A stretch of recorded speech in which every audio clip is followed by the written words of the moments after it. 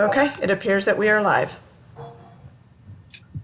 Well, I call the October 2020 board meeting of the Albany Public Library Board of Trustees to order.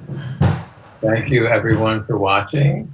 And I want to give the floor right away to Melanie Metzger, who will explain how to make public comment. Okay, as we are streaming through YouTube, this is a stream of my screen, so it's a little different than if we were to stream in other formats. So just a reminder, I'm showing it here in the chat, which is viewable now. If you want to send a public comment, we are doing it through email, and it's public comment at Albany Public Library, and that is all one word. So PUBLICCOMMENT at albanypubliclibrary.org. That is how you will email us public comment, and it will be read either at the beginning or at the end during those public comment sessions. Thank you very much.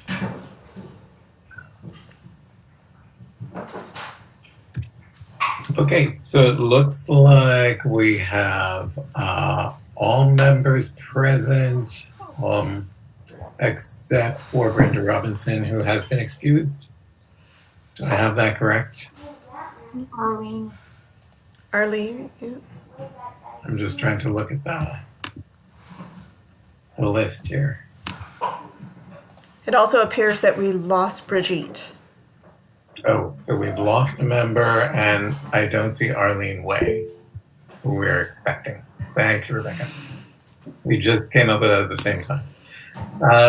Okay, so we are, whoops, here comes Brigitte.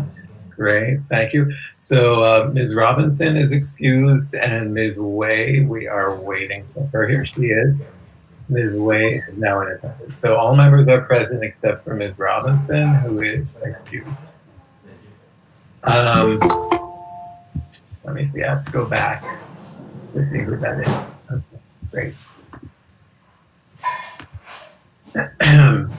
So in tonight's agenda, let's see. In tonight's agenda, we have a couple of items before we get to the consent agenda vote.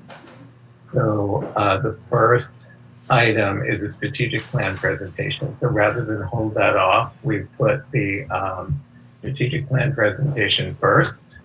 We've put a brief discussion item and then the consent agenda. So I'd like to turn it over to, if there are no objections, to the person who will be doing the presentation.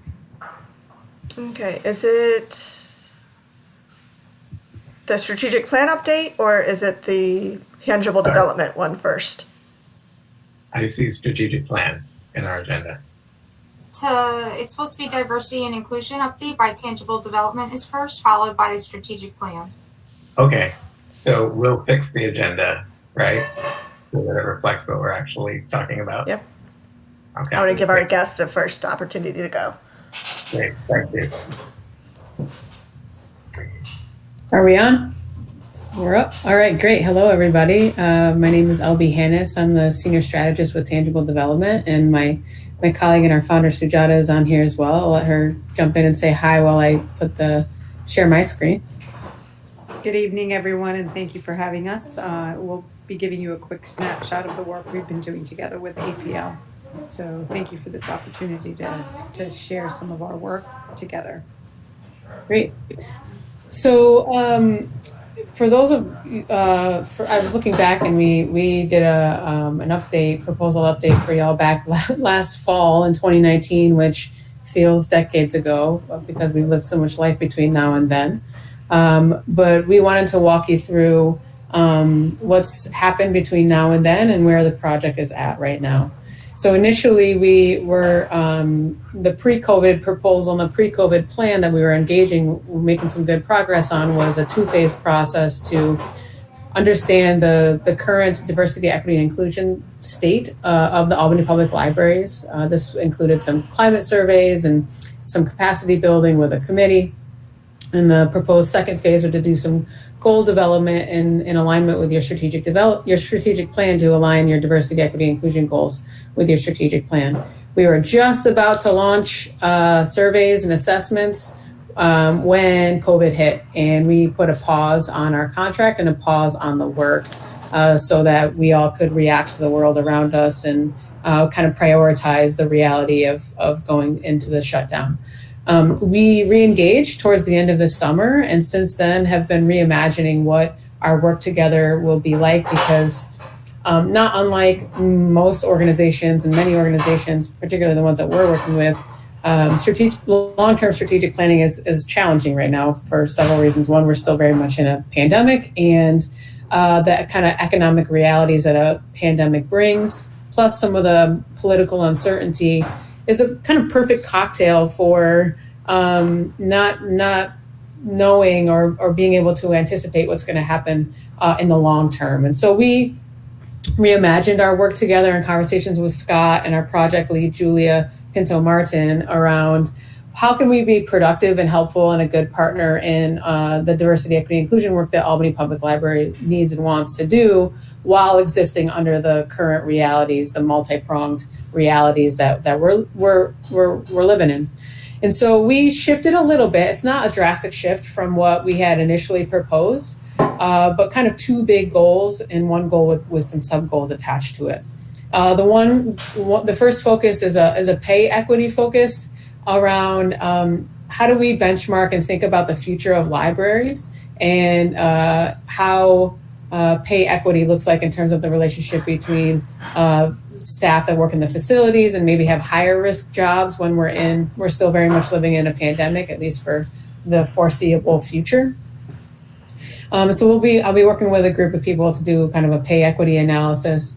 And then the second focus being, we're calling it organizational wellness at Albany Public Library. So this month we're going to start some leadership dialogues, do a staff survey on organizational wellness, and then follow that up from the results of the survey, do some staff dialogues. So just some timeline here. The pay equity and strategy work is started now and it's going to go through the spring of 2021. I think our contract is tentatively scheduled to be closing around March or April. And so I'll work with a small internal team to benchmark and strategize the future of library employment and how to ensure pay equity across all levels of the organization, from not just from an identity perspective, but from a classification and kinds of employment within the libraries. Like I said, we're doing some leadership dialogues around clarity between leadership team members about the diversity, equity, inclusion efforts. We'll do some shared language. We'll do some conflict resolution and dialogue techniques. This is all really common work that we're doing pretty much with every client that we're working with now. The pandemic plus the response to the killing of George Floyd back, I don't even know when, months ago, has really heightened the reality and the need for organizations and workplaces, regardless of the type, corporate, nonprofit, public sector organizations, to develop strong skills at every level to navigate through in a way that is productive and helpful in terms around issues of race and racism and just in general diversity, equity, inclusion issues. So we'll be working on that and some practicing dialoguing techniques as a group development skill. And then focusing on the organizational wellness work that we talked about and how we can integrate diversity, equity, and inclusion from a leadership perspective into the organizational structures at the library. So like I said, the first session that we have with leadership is actually next week. We're very much looking forward to our time together, and that'll continue every month until the end of the year. And then starting in January, we're going to get, we're going to get everybody through the holidays, and then do some surveying of the staff around their experiences related to the pandemic, Black Lives Matter movement, protests, political climate, stress management, all that kind of stuff that we know is impacting people's lives right now. The world will change in ways that we can't necessarily anticipate between now and voting day, election day, which is just several weeks away. So we decided to hold off and focus on the leadership work and the pay equity work for the remainder of 2020 and start the new year with some staff survey and dialogues to start 2021 kind of fresh. And then the final report around all of this work, the outcomes of the assessments, the outcomes of the dialogues and the leadership work we're doing, and any staff training we do will be culminated in a final report including recommendations on how to move the work forward within the public libraries in terms of diversity, equity, inclusion work. And so that's how we reimagine the work and how to give you a really robust partnership and support in wanting to move the organization forward under the constraints of the 3 Ps, the pandemic, the protests, and the politics. And so I'll pause here and see if there's any questions, or if Sujata, you want to add anything to what I shared.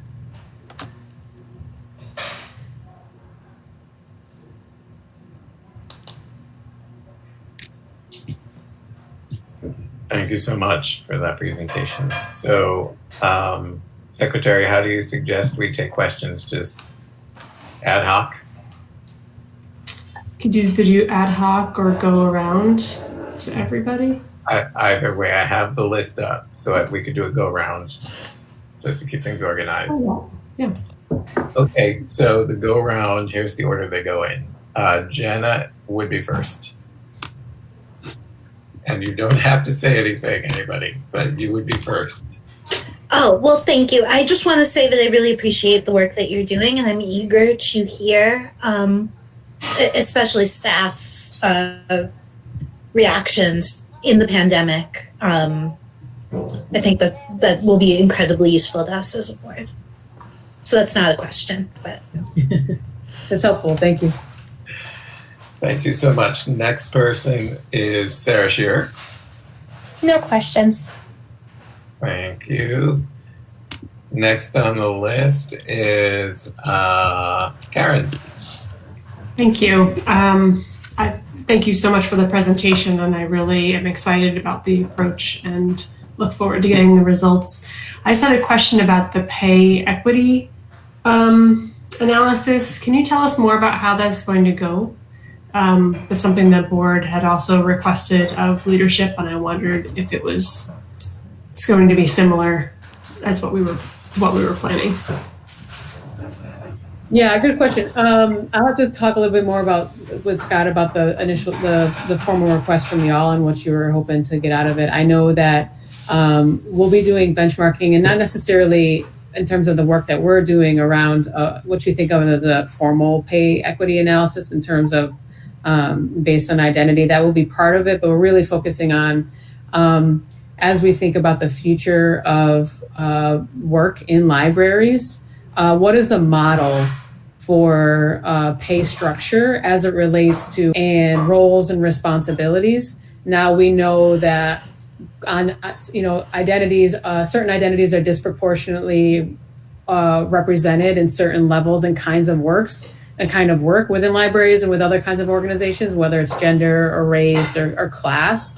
And so the identity piece will be part of it, and we want to be mindful of that, but it's more about thinking about the model of the future of and talking to other kind of libraries and other kinds of organizations that are thinking about what does the future look like if we're going to be navigating a post-pandemic world, which there still is heightened risks around working with the public and working with large amounts of people. How do we ensure that we're paying people equitably for the work that they do? Thank you. Thank you so much. The next person on my list is the marvelous Ms. Way. If you'd like to. I think you're on mute.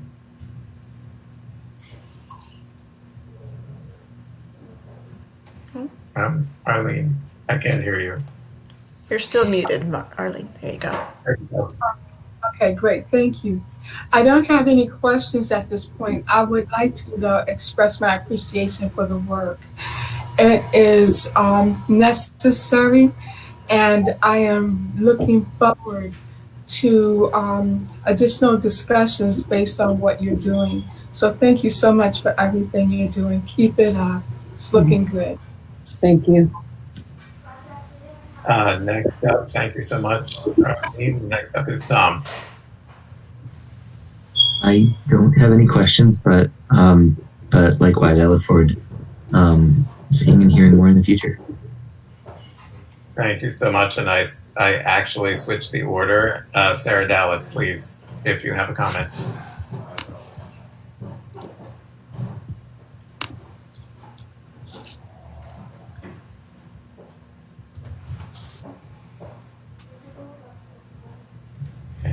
I have no comment, and thank you for doing this important work.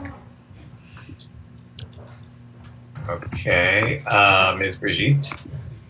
I don't have any questions at this time, and I also echo the sentiments of everyone else that the positive feedback. So thank you. Wonderful. And for my part, I would be last on the list, but I echo everybody else, and I don't have any comments or questions now. And I think it's the type of thing that I need to mull over. And if anything pops up, probably at the next time we talk about it, I would have that. So thank you so much. On behalf of the board, we really appreciate all the work you're doing and the report out. All right. Thanks, y'all. Good luck. Appreciate your time. Have a great evening. Take care. Bye. Wonderful. Thanks, everybody. And that moves up to the next agenda item, which is the infamous discussion on the monthly minutes. Just to introduce this topic again, it's something that we shelved last time because I think there was a little bit of surprise. Wait, Matthew, are we supposed to do a strategic plan update first? Oh, strategic plan. Sorry, I'm still looking at the unupdated agenda. Sorry. So the next item on our list is the strategic plan update. Excuse me. Thank you for your patience. No problem. And Rebecca, are you able to share that? There we go. So we found out that due to the fact that we're streaming my computer, it's going to be a little different. It's not the official PowerPoint, but we're going to walk through the PDF of this instead. So just to give you guys a little update, this is report number 6 on the strategic plan. It's quarter 1 of the 2020-2021 fiscal year with us. If you want to move to the next slide.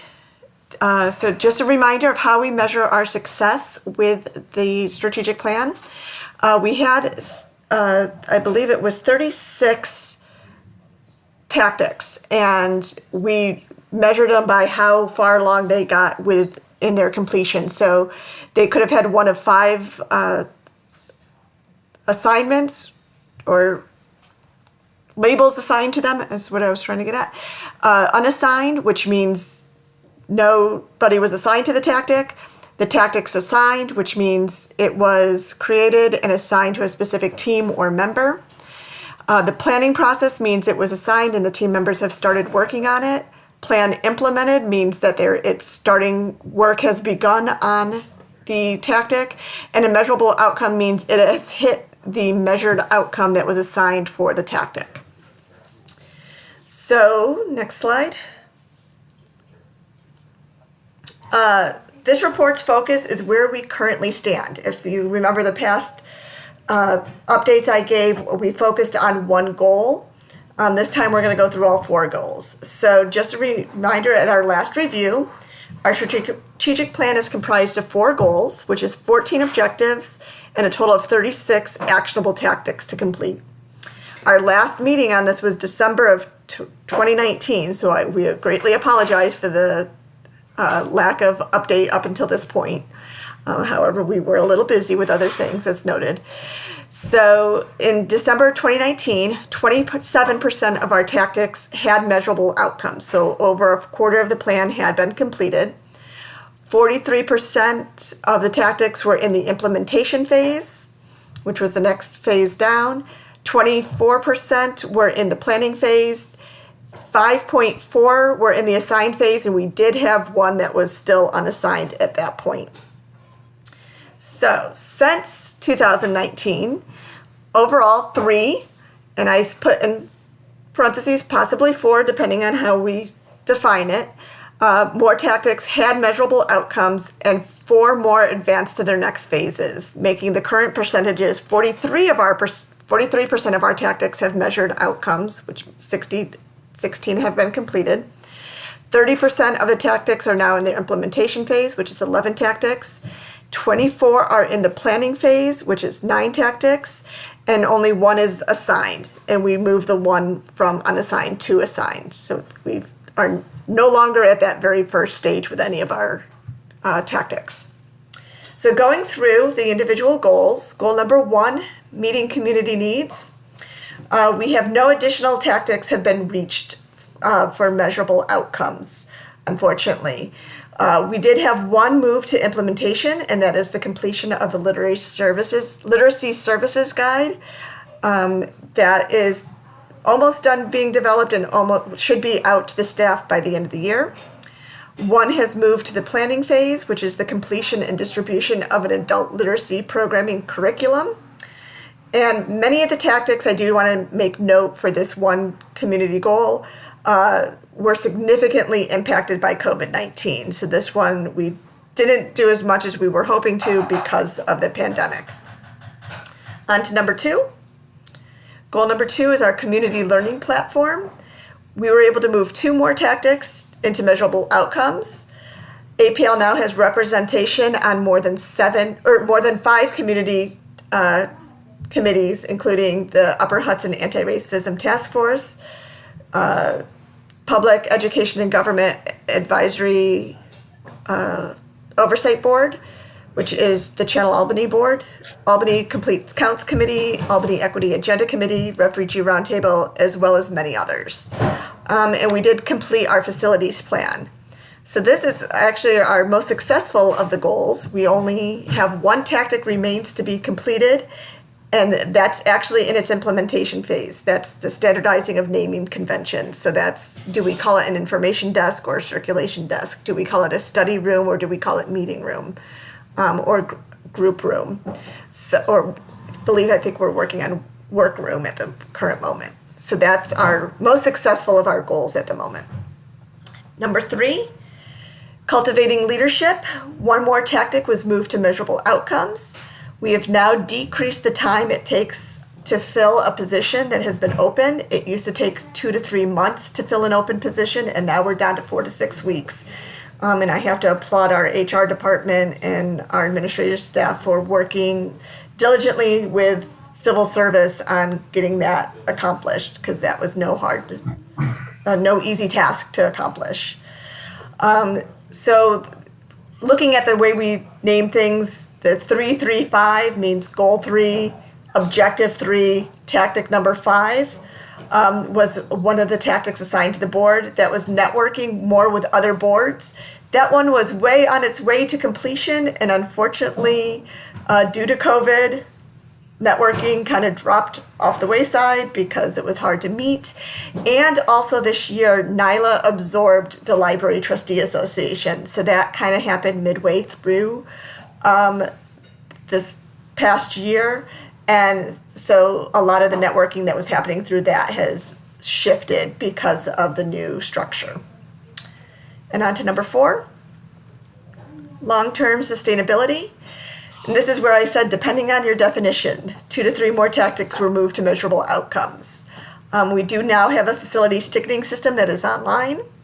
We have increased our formal partnerships with local universities, including the Friends and Foundations Fellowship Program, where we have 2 fellowships starting in January. And the one that's by definition is our ROI has increased for programming and our material collections. We were doing that by how many people attended programs versus how much we spent on them.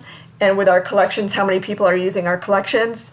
Obviously, our programming and our collection management have significantly shifted focus due to the pandemic.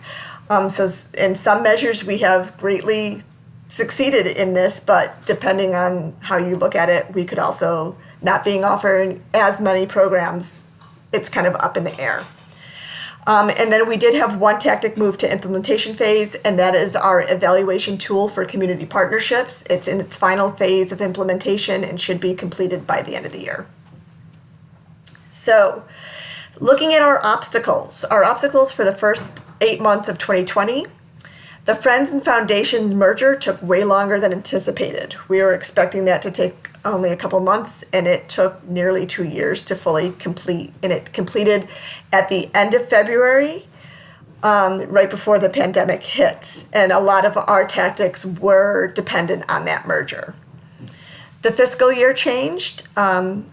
We obviously succeeded well in that, but it put things on hold because that had a significant time crunch. So where we had to scale back on other things to make sure that fiscal year change was accomplished in a timely manner. And obviously the pandemic. Everybody in the entire world, let alone the library, were affected by this. We're still very much in a state of flux. We're still doing most of our stuff virtually, and we're still developing new programs to meet the community needs based on what we can do during this pandemic.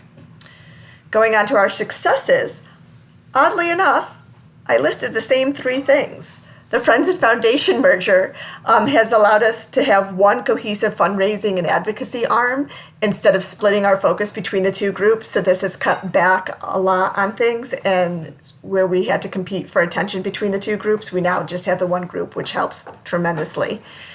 The fiscal year change actually worked to our advantage because it aligned our services and administrative functions that will benefit us in the long run. Especially stuff such as E-rate funding that aligns our E-rate funding now with the fiscal year, which is greatly helping us. And the pandemic actually kind of lit a fire under us. It made us, our creativity and our problem solving greatly expanded, and we were able to meet our customers' needs in many unique ways. And it's been really interesting to hear the feedback from our customers, both within the city of Albany and our exterior customers as well, some of our community groups that we deal with. And some people from outside the community have even started participating in our meetings and our story times, and it's been really interesting. So we actually have a greater reach than we had before. And as we have mentioned, a lot of the skill sets that we have learned and our activities that we have started will continue even after the pandemic. We do like the format of the virtual meetings, and how we are able to stream that for those who can't attend in person. Even when we will be able to meet in person, we hope to continue that as well. And we are reaching new audiences by doing a lot of our book clubs and such online. So looking at where we are overall, as I said, we have 43% in measurable outcomes. 29% means of the plan has been implemented. 23% is in the planning process, and just under 3% of the tactics have been assigned. And if you notice, there's no blue on this, so we are completely have everything assigned at this point. Going on to our recommendations, obviously we're requesting a little bit more time. This strategic plan was set to end at the end of this year. And it's just not a possibility for us to complete everything due to all of the constraints that we had. So we do request a little bit more time, maybe a year, one more year to finish up and fully complete our goals. And our second recommendation here, one of my favorite quotes from Ben Franklin, we would like to have the group from the board that helped us create the strategic plan, maybe have us bring that group back and have another review of the plan to determine which tactics are no longer relevant or actionable, and allow us to make modifications as necessary. I believe 2 of the tactics actually hinged on increasing Friends membership, and Friends are no longer doing a membership. They're not doing membership as they did in the past. It's donors, so it's might seem a little picky, but it was worded to increase membership, and we're actually looking to increase donorship instead. So we would like to take a look back and see where other things might need to be modified. One of the things we were thinking of is creating newsletters for community groups. That was one of the tactics, and the group assigned to that is actually thinking of doing a monthly virtual meeting instead with our community partners. So doing it in another format. So once again, it's one of these things that we would like to refer back to just to see if some modifications can be made due to changes that have occurred in the last 3 years. And that is it. Thank you guys very much. Wow, thank you so much, Melanie, for all that work, and thank you all staff for all the work and for giving us that wonderful update. I'm looking at the the little square that has the secretary in it, and I'm going to suggest that we do comments and questions in the same format that we did for the prior report. So I'm going to go back to my list. And, oh, I hear a beep. What does that say? Oh, strategic plan link. Oh, that's wonderful. Thank you, Karen. So if we go through our list the way we had it organized previously, which is, had something to do, I think, with when people came on board, we would start again with Sarah, if you would like to make a comment or not, or question.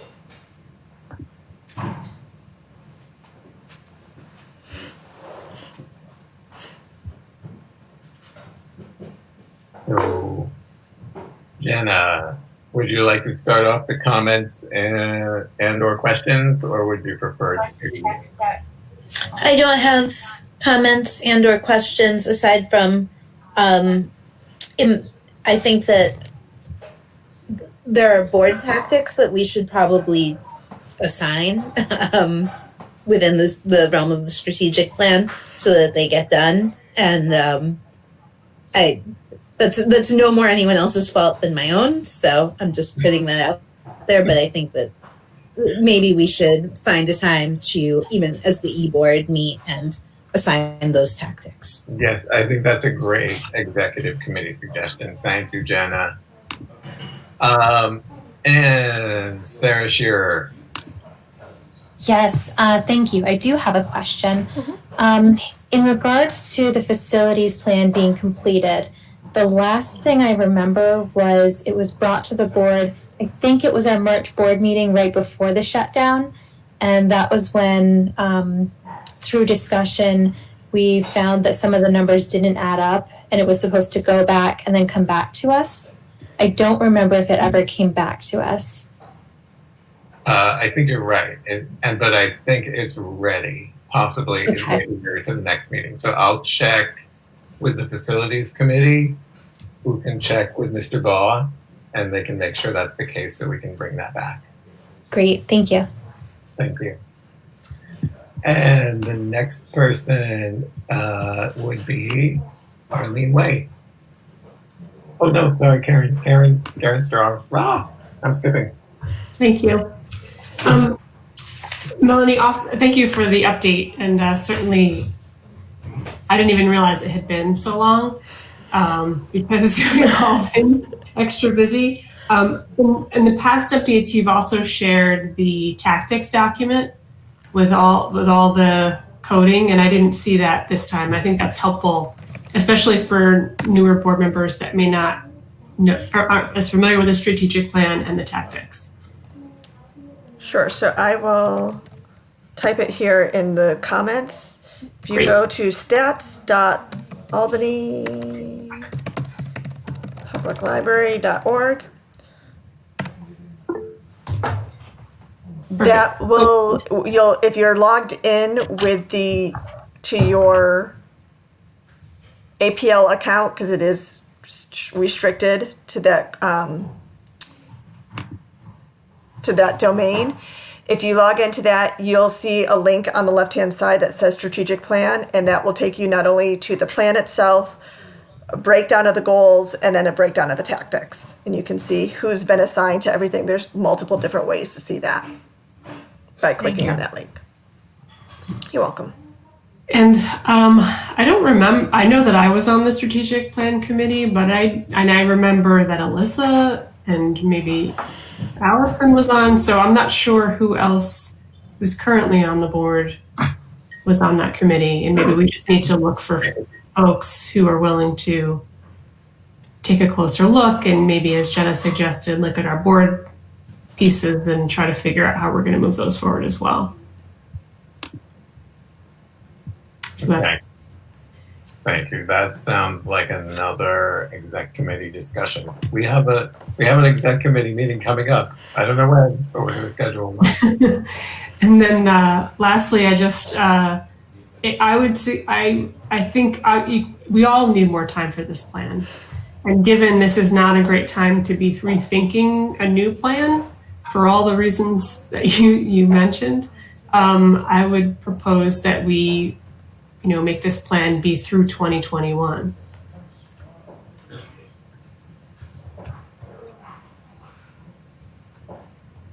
That sounds great to me. That's something that the library management can do, or does it require a vote? Or I believe since it's the board's document, that it would be up to you guys to make that decision. That's why we specifically asked for the extension, because I think that is something that you guys would have to vote on. cool. So is that something we would want to bring to the floor right now to make that extension? Or I don't know if Rebecca's ready to do that. Should we do that at the next meeting? How do you want to do that? What does the secretary think? If someone doesn't want to make a motion, then we can put it as unfinished business next month if everybody wants to think about it. I'm happy to move to do that. Is that sufficient time? Is that what you want, a whole year? That seems very reasonable to me. I mean, not the whole year, but is that enough? Do you need more? Yeah, I mean, who knows? That's, like everything else, it's all a giant mystery at this point. So a year will give us some time, and then we'll. We can always ask for an additional extension if we need to. Right. A year to revisit. Mm-hmm. Yeah. So it looks like the fabulous Rebecca is actually going to be ready to add this as a voting item, if I understood the chat correctly. So that's great. Is that correct, Rebecca?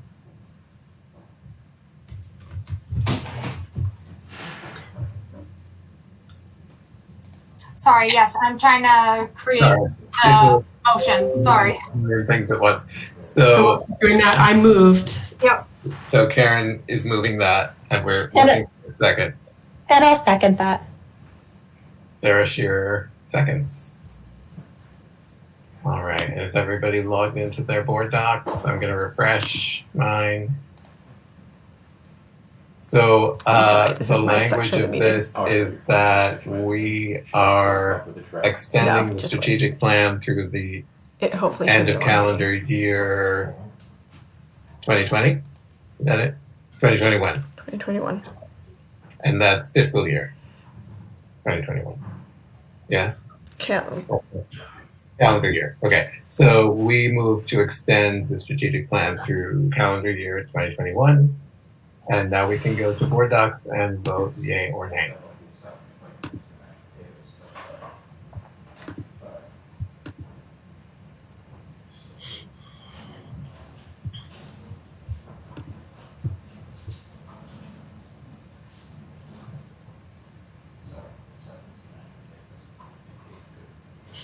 Is Arlene still with us?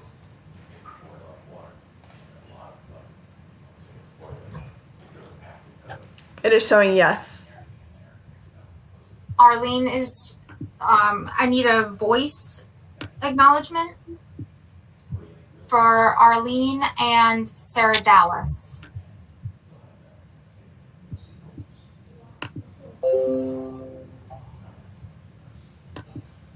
I vote yes. Thank you, Arlene. And Sarah Dallas?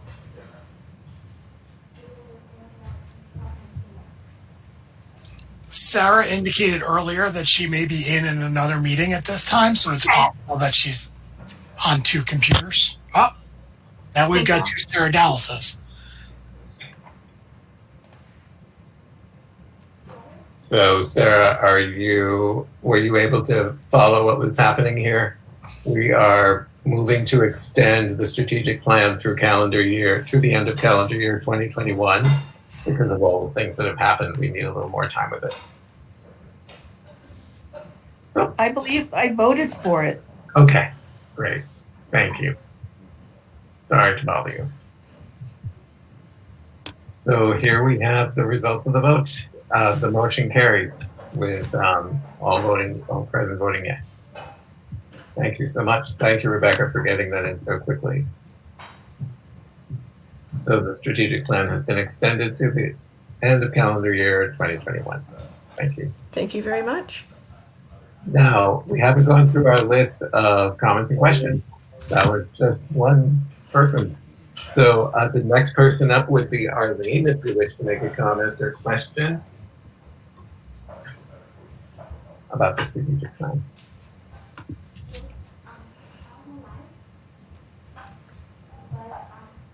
Oh, Arlene, I think you're on mute.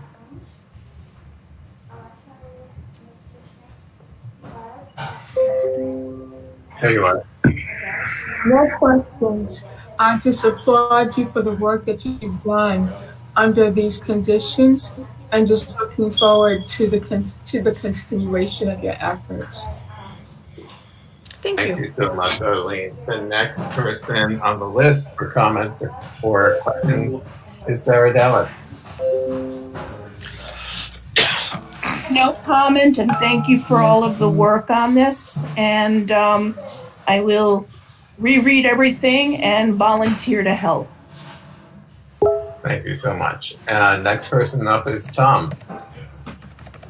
I just had a quick question, and it was, I'm forgetting the exact wording, but on the fourth goal, you mentioned the tool, and I was wondering if you could say more about that. And I'm sorry, I forgot the name of it now, but you said it would be ready by. So going through, let's see, it was probably, so we had a couple different ones that would be done by the end of the year. I'm going back through my notes really quickly. We have standardizing, naming conventions should be almost done. The completion of adult literacy programming curriculum, and a completion of a literacy services guide. Or was it the utilizing the, I know I mentioned the newsletter that we were going to use with community partners, that we're thinking of shifting that to a virtual meeting instead. If you could scroll down to goal 4, the thing I was referring to is on goal 4 slide. Oh, the evaluation tool for community partnerships. The evaluation tool. That is being developed by our community partnership.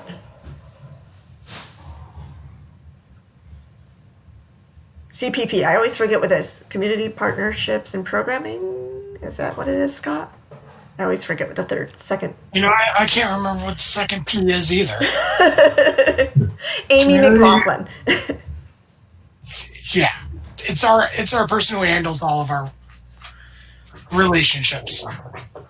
And even her position has shifted a little bit since this pandemic. So really, it's just a document that we go through, which, part of this is work that I'm doing with Bob to get MOUs for community partners who we regularly do programming with. And it's more, an evaluation tool. Really, it's just like a rubric. Just a rubric that we go through to make sure that all of our community partnerships are paying off on us, and there's value added to our relationships with them. Okay, cool. That's helpful. Thanks for explaining that. Yeah, tool is fancy. I would say. Yeah. Checklist. I couldn't tell if it was public facing or internal.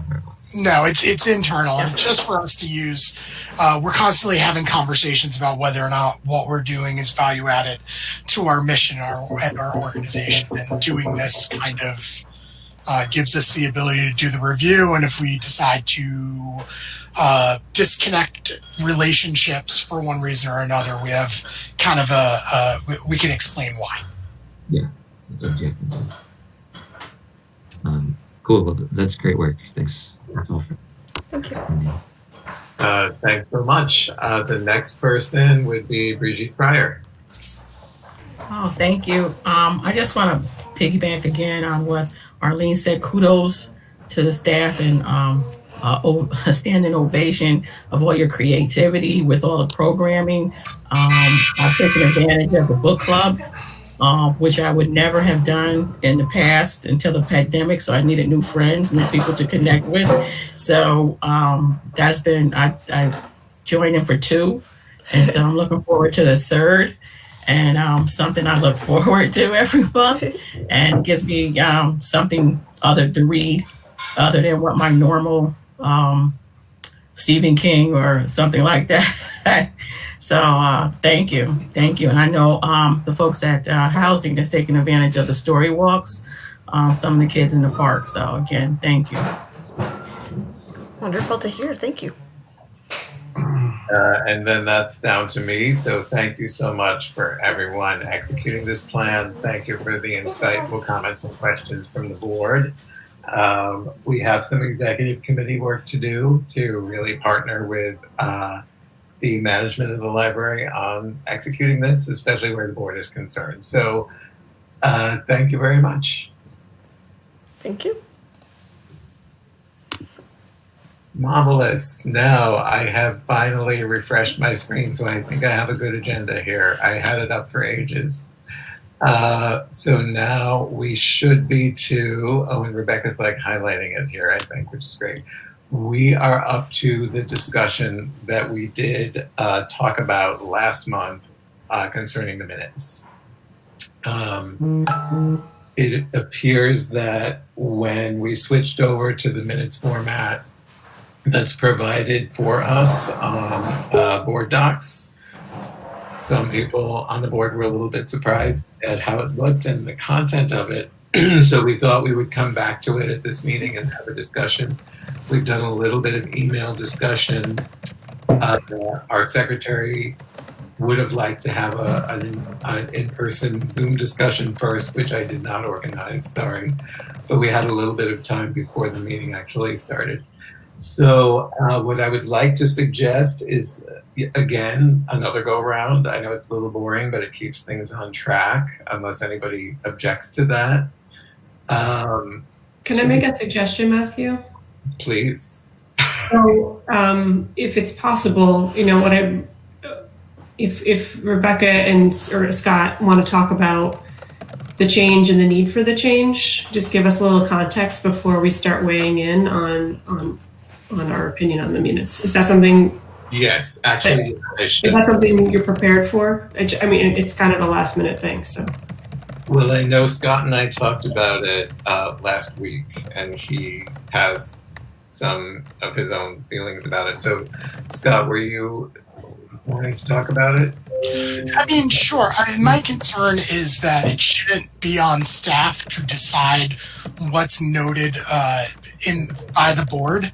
I'm a little uncomfortable with it being the responsibility of a staff member deciding what the board wants recorded and not recorded. So, I'd like to find a really healthy middle ground. We're using this technology. We're using board docs. It's great for recording the vote, but it also adds extra work for Rebecca Delgazo. So Stephanie and I talked about it a little bit today. It's just, again, I'm not sure from reviewing prior minutes. I'm not sure how comfortable I am, and Bob and I have discussed this at length, that it falls on the staff's shoulders to decide what is included in the board's minutes and not included in the board's minutes.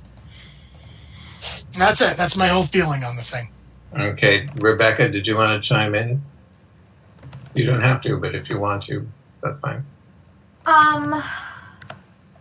So I'm not sure, how we do the minutes now, how we were doing the minutes before upgrading our board docs membership. It is very time consuming, and many times Stephanie or myself we end up having to rewatch the meeting over again, which, as we know, sometimes are more than 2 hours. And that sounds silly to have to do that, but when we're running, I literally have 2 screens and each screen is on 4 quadrants. So, it's a lot that I'm doing behind the scenes. And with the new capabilities of board docs, it pre-populates based off of the agenda. It goes right down the agenda. It's very streamlined. And we also are able to add a link for next month to refer back to this month's minutes. So it's very streamlined, it's very tight. And I am able, this month, as you'll see, I did add the traditional commentary in those areas that we have always done. So yes, we don't have the heading like normal, and it's not on a Google Doc, but it is the same traditional minutes. I am able to add somebody, the secretary or president, if you want that person to be able to add the commentary to their commentary into our minutes, that would be fine if you wanted to go that direction. If you wanted myself to continue, obviously that's not a problem. But the new upgrade, it's meant to have a pre-populated minutes that are more streamlined. Okay. Thank you so much. And I think what I feel is appropriate, since we looked at it as a board, is to do a little 1 minute go around, hear what the board has to say about this meeting format. And then I, as the president, can kind of like sum up the remarks, take notes, and go back to Scott and Rebecca about, and they'll be hearing it also. So we can have a discussion, the executive committee can have a discussion about it. This discussion that we're having right now doesn't have any vote or anything attached to it. So it's just a chance for people to air their views. So I'm going to quickly go through the same list for the minutes discussion. Jenna Patera, are you available? And if so, do you want to comment on the minute format? Yeah, so I actually think that this is an interesting discussion that goes back to exactly what we were talking about with the strategic plan, because if a board member were to take over minute taking, which seems to be the preference of the staff and should potentially be within the scope of a board role, perhaps we would need job descriptions for the board as to who that responsibility falls on, and that might impact future e-board role votes too. So like, I'm not going to volunteer Karen to take minutes as secretary necessarily. That feels like a lot of work, and not the role that she necessarily signed up for in signing up for secretary. But if we had job descriptions, then we would know what we were getting into and could make a decision in the future about that and make the change at that time. Yeah, I would prefer a more verbose set of minutes just for my own recollection, but it is not my preference that Rebecca spend 2 hours a week meticulously watching our meetings. I don't think that that's fair. So that's... Thank you for that. And I'm taking notes as we go, the old-fashioned way, which is probably more likely to sink into my head. So then thank you, Jenna. The next person up is Sarah Shearer. If you would like to comment, you certainly don't have to, but you can. Yeah, so I'm sort of split as well. I can definitely see from all angles what everybody's saying as far as this discussion goes. On the one hand, I do think the new streamlined version is legally sufficient for recording the motions and the votes. And I do think that since the videos recordings of our meetings are posted and available online, that the public does have access, and we are being transparent in posting recordings of our meetings if anybody ever wanted to look back if they couldn't find what they were looking for in our minutes. However, I know personally, for me, when I decided to run for the APL for the board, that I actually went straight to the minutes, and they were written so well, and it took a lot less time to go through multiple months of meeting minutes rather than go through the videos. So if you're trying to learn a lot about the library in a small amount of time, the minutes were really, really well written for that purpose. So I can definitely understand, wanting to go back to having them have a little more substance in them. Who that should fall on, I'm not quite sure. I agree with what Jenna said. If we are going to start re-envisioning positions or job descriptions, people are currently in roles who didn't sign up for that.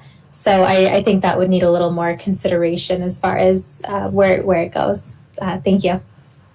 Thank you.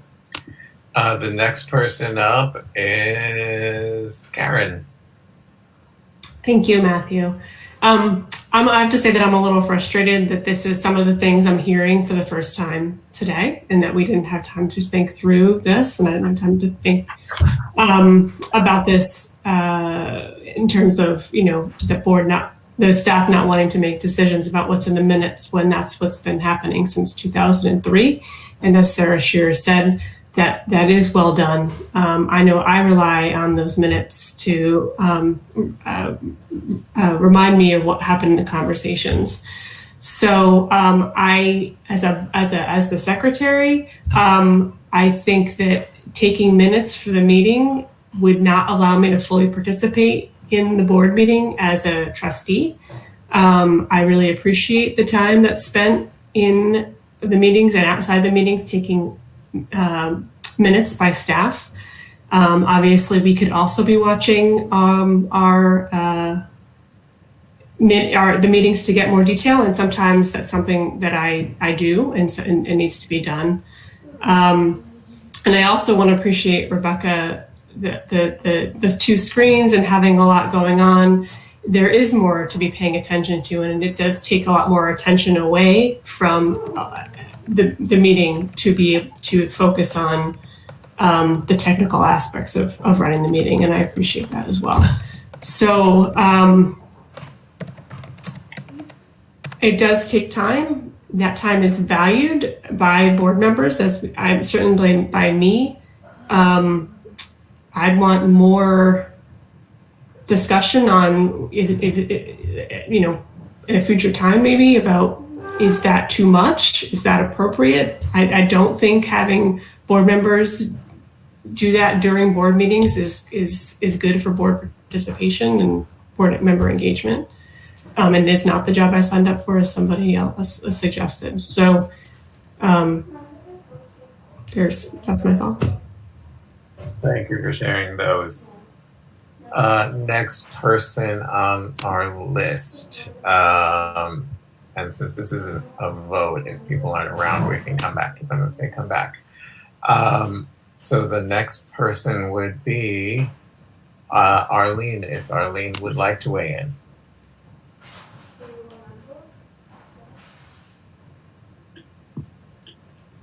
I'm just here frantically scribbling them. Minutes are important, and I agree with both Jenna and Karen. We need to have a document that memorializes the conversation, the discussion in a more robust way.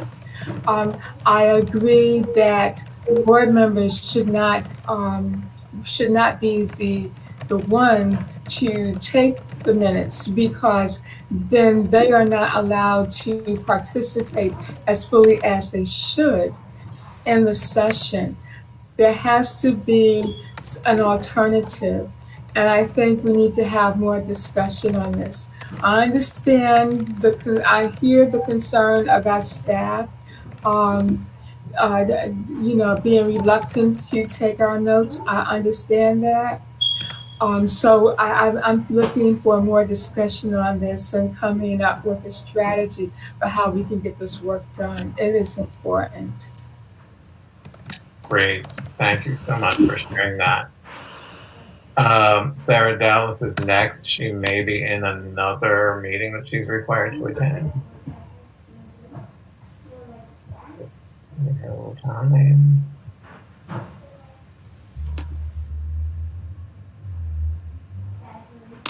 So I'm going to suggest that we allow Sarah to do what she's doing and go to the next person, and that's Tom.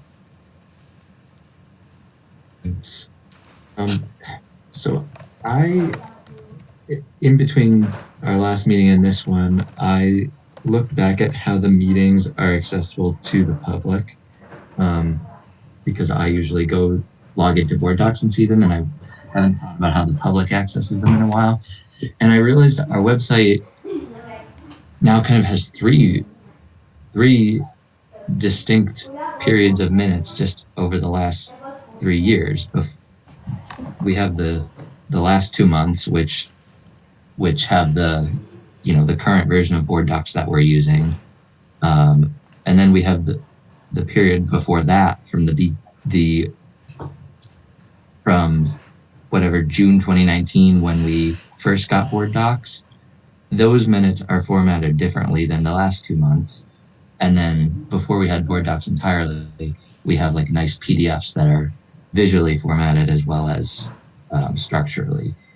So it's we need to just pick something. And I think like if the concern is that staff doesn't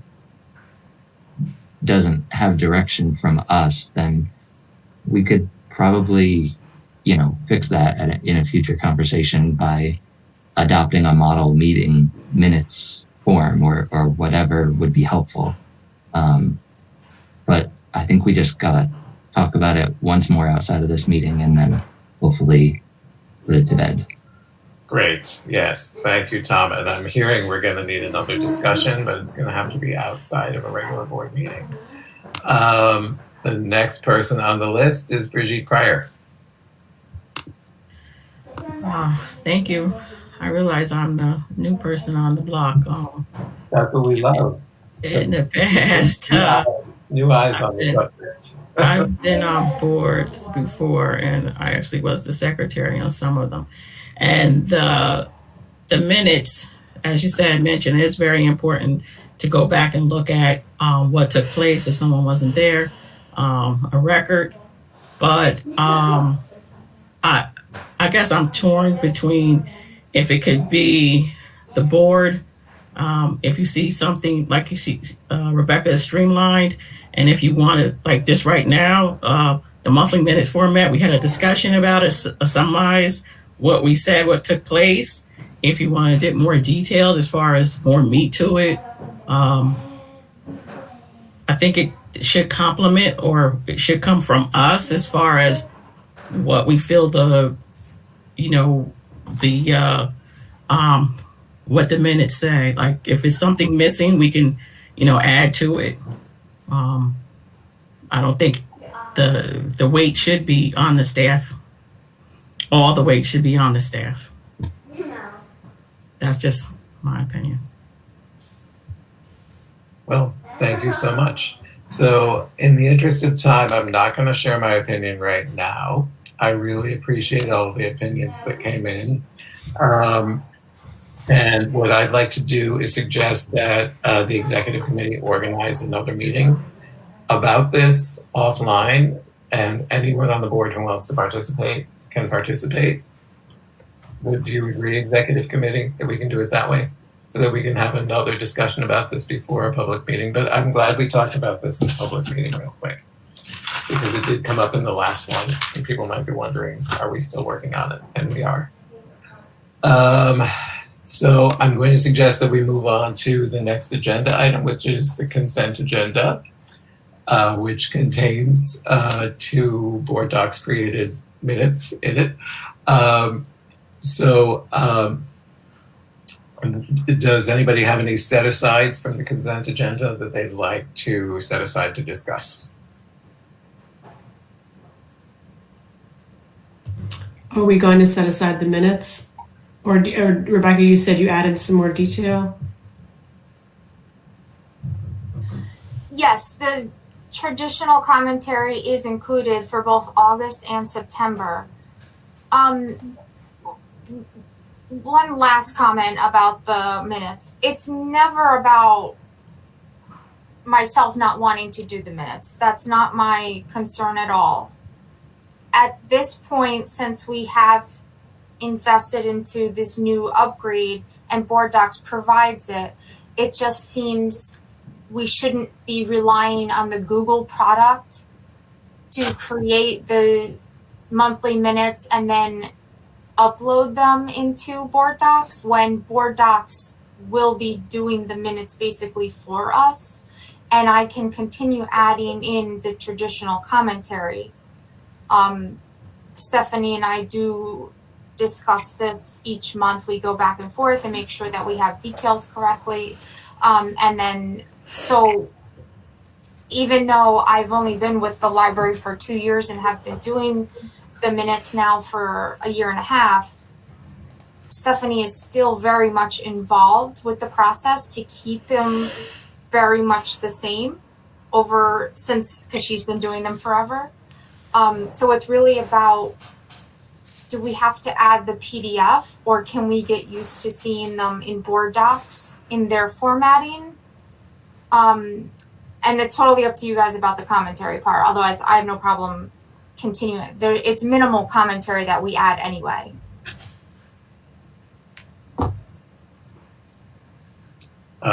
Thank you for that extra piece. I also thought I was going to read what Brenda Robinson had to say, so I'll summarize briefly. Since she has an excused absence, Brenda agrees that the minutes are important and descriptive minutes are important. They are often used to clarify or refresh an issue or discussion, and bare contents are not as useful when you are reading the minutes for that purpose. So to go back to our secretary's question, are we setting aside the minutes or are we going to approve the 2 minutes in the consent agenda as they are? I don't see a commentary. not approve the minutes just because we want a new format for the future. I think we should approve the minutes as they are for now. That's just my. Okay, so if nobody is going to set them aside, and I haven't heard any other set-asides from the consent agenda, would we like to take a vote on the consent agenda? And do we have a motion for that? I motion Thank you. that we vote on the minutes. Thank you. We have a motion from Bridget Pryor. Do we have a second? I second the motion to approve the consent agenda. We have two competing for a second. So here we go. We have a motion out there. We can go to our Board Docs tool and vote to accept the consent agenda, including the minutes. Matthew, just don't forget to ask for questions or discussion. And at this point, you can ask if anybody has any questions about specific checks. Right. I keep leaving that out. Thank you. This is the time when we would ask for any questions, discussion, anything about specific checks that you want to bring up. I'm not going to go through the list this time. Just bring them up if you have them. Yeah, so just to be clear, I thought the motion was to approve the consent agenda, but what we just voted on was just to approve the August minutes. So if we have to do a separate vote for each of these, I just want to make sure we do. No, I'm changing the wording. I apologize. Okay, no problem. It'll refresh. It'll say, I promise that on it, it will end up saying to accept the consent agenda. All right, thanks for good catch, though. I was getting a little nervous about that too. So I'm going to take a little bit more wait time for any comments or questions and let Rebecca catch up with the Board Docs and put that up.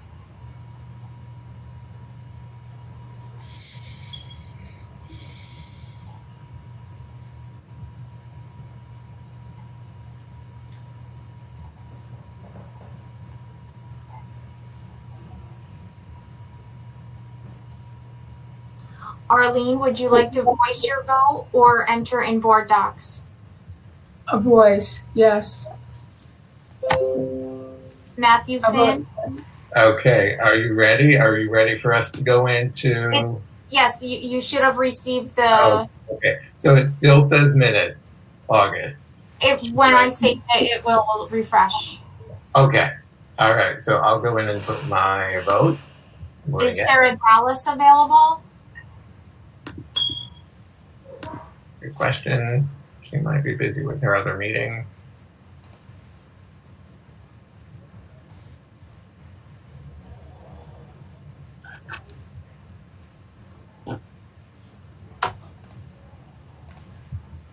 Hold on, it's asking me something. Just to note, she is offline on this meeting. Yeah, that's fine. Thanks. I'm just trying to quickly update this. Okay, I'm just going to quickly fix this. So sorry.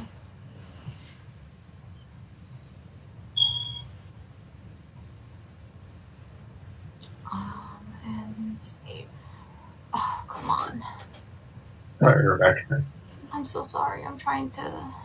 It's I'm getting used to this tool. It says to mark a final. I'm not sure what's happening.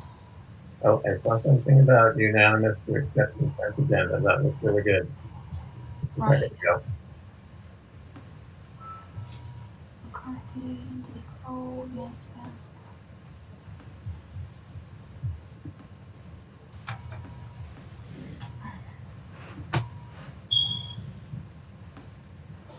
Okay, I think I got it.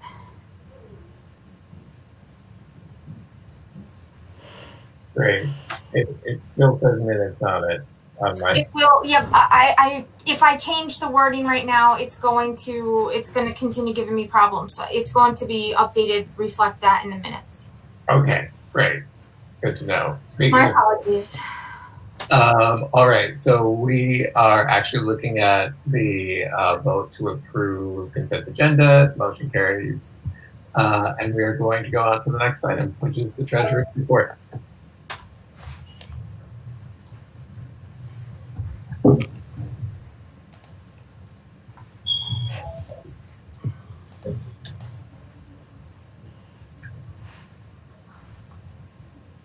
So if anyone has any questions on it, comment on that. You may notice the reports look a little different this month.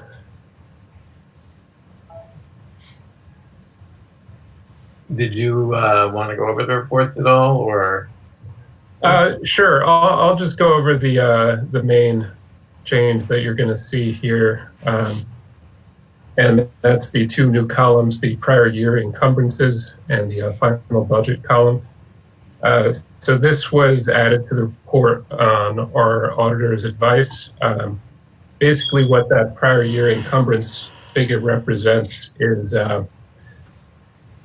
invoices for goods and services that we ordered prior to June 30th, but we didn't actually receive the invoices until after June 30th. So we intended to use the stub year budget funds to pay for those. But the auditors recommended that instead of recording those invoices in the stub year, we record them this year and use part of the surplus from the stub year and assign that to an assigned fund balance line, which you'll see on the report.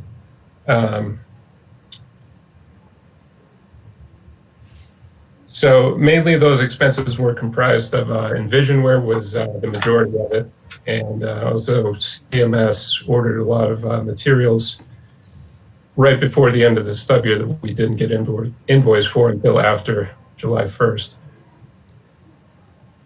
So in order to record those expenses in this current fiscal year without affecting our budgets, we have those items recorded as encumbrances. So you'll see everything laid out that way on these reports. So if there's any other questions on it, I can try and answer them for you. All right, so shall we ask for a motion from the floor to accept the Treasurer's report? Are we going to go over this capital fund report after that, or?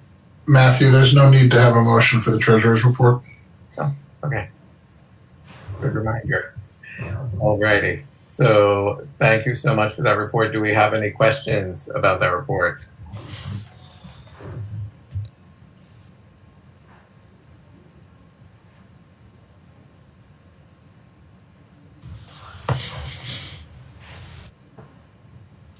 No. Hearing none. Thank you. Adam, will you be going over this draft that we have up on the agenda about the capital fund report? Sure, I could touch on that too if you like. This is just a draft. Chuck is not, he didn't have anything to do with this. So these figures do represent all the revenue and expenses assigned to the capital fund dating back to 2019. That's how the first couple of reports that Chuck did of 2020 were done. They included those 2019 figures. So for these draft reports, I've been doing them the same way. I understand you may want to just have the current year totals in here going forward. So that's something we'll need to talk to the treasurer about. Thank you, Adam. Does anybody have any questions about this draft capital fund report? I'll just make a comment related to that. I think we brought up some of those issues earlier in the year, and of course, when everything changed, lots of details didn't get picked up. But I think it's worth thinking about how it was presented, because I find it confusing, I guess, because I'm trying to remember, is this everything? Is this 2019, 2020? Now we have a new fiscal year. Should we actually be allocating our fund balances again? You know, what does this apply to? How does it compare to the budget? So I feel like there's some missing information here.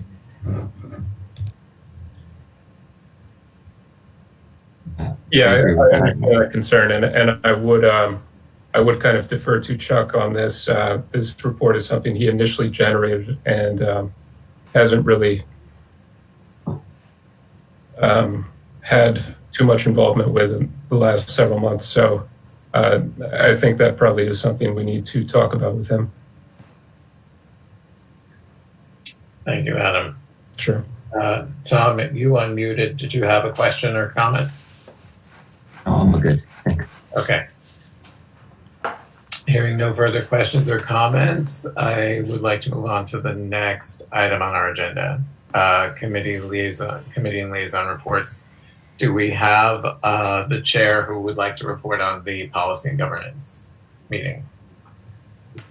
I believe that is me. So hold on just a second while I get myself situated. I apologize.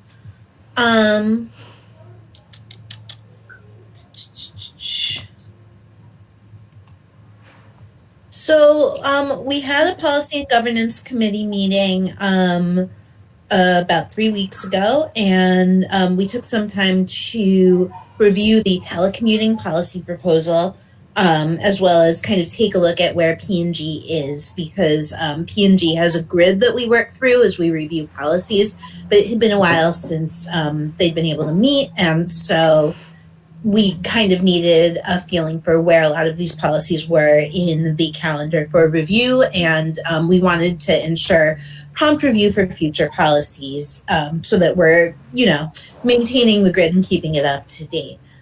We suggested some changes to the telecommuting policy, including adding notes about, how leave time will be followed while telecommuting.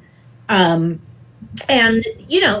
we had to make some changes, obviously, to the telecommute policy, given the current nature of our situation. But what the staff brought to us was really a very good draft. And so we did want to, I believe, remind me, I think that what we're doing here is we're bringing it to the full board now. Hold on. So once the committee has voted on something, that's considered a motion. Yeah.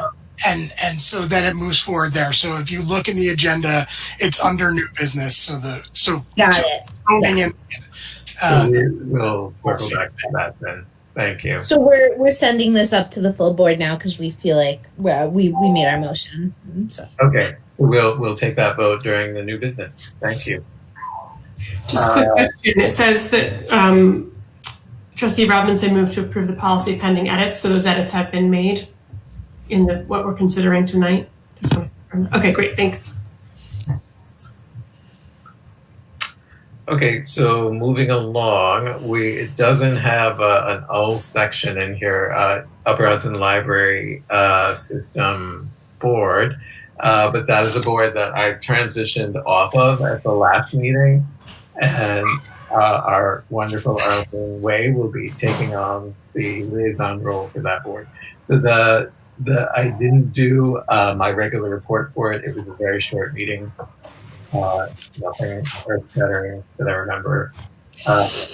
And I'm going to leave it to Arlene, who I think the next meeting is tomorrow, to then start reporting out the way she would like to report out.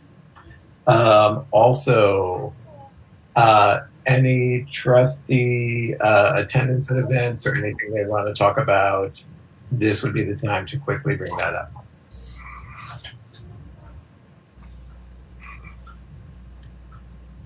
Sorry, Matthew, can you repeat that?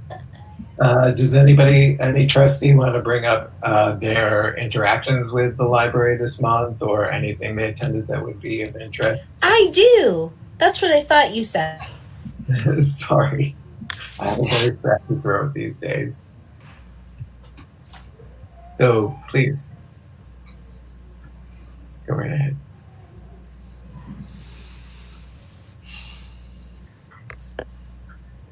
Am I back? You're back. Okay. I got my shirt from the reading challenge, which was weirdly easy for me to complete because it counted the adult and the child for whenever I recorded children's books. And I got them all before I started even adding my own books. And then my son also got his little Albany Reads shirt, and they're awesome, and I love the design. And they come in cute little bags when you go to pick them up. And then I also had a really wonderful interaction with the library because we started reading the Magic Treehouse books. And I started asking around for my friends, like, do you have book 2, book 3, book 4? And then I realized, wait a second, I'm both a librarian and an avid library user. Why am I asking friends? And I went to the Delaware catalog and they had everything I needed. And the person on the reference desk put them aside and I had them in 10 minutes. Marvelous. It was great. I wasn't wearing my t-shirt when I got them. Any other board members want to chime in? Yes, as well as my experience with the book club that I mentioned earlier, I too did curbside at Howe, which is close to my job. So I had ordered a book, but it wasn't ready available. It was actually in Bethlehem. So I had it transferred to Howe, and the curbside in the little bag is excellent. And they're definitely doing, because I think I approached the door by mistake, and the woman was like, "No, get back to the stool there. Don't cross this line." I was like, "Okay, that's good. All right. Don't give me a heart attack. All right, I'm moving back. Nothing to see here." So it was great though that I just was able to, in close proximity to my job, and able to get my book. That was it was a grant writing, but and it's practically new, something I seen on Amazon. So I was grateful for that it was available. Ooh, very cool. I have something to put out there that my coach Karen reminded me via text. But before I do that, did anybody else have something they wanted to mention? Alrighty, so I need to promote my liaison role now and going forward of Friends and Foundation, and also my financial support for the Friends and Foundation. So We are looking for more ticket sales for our annual gala. It's going to be online. The guest of honor is going to be the marvelous Elisa Albert, who's a wonderful local author, nationally and internationally known. I met her at a community organization before I knew she was an author, which was great because I didn't act all weird around her. And now we're like just friends, which is amazing. Because if I had known, I would have been all weird. So she's great. She's going to be the guest of honor. The tickets, they're asking as low as $25 or as high as you want to go.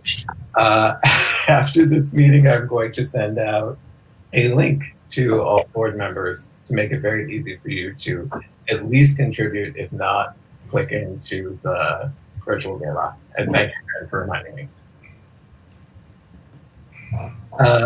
So moving on to the next item, for Scott, he's been waiting to give us his wonderful director's report.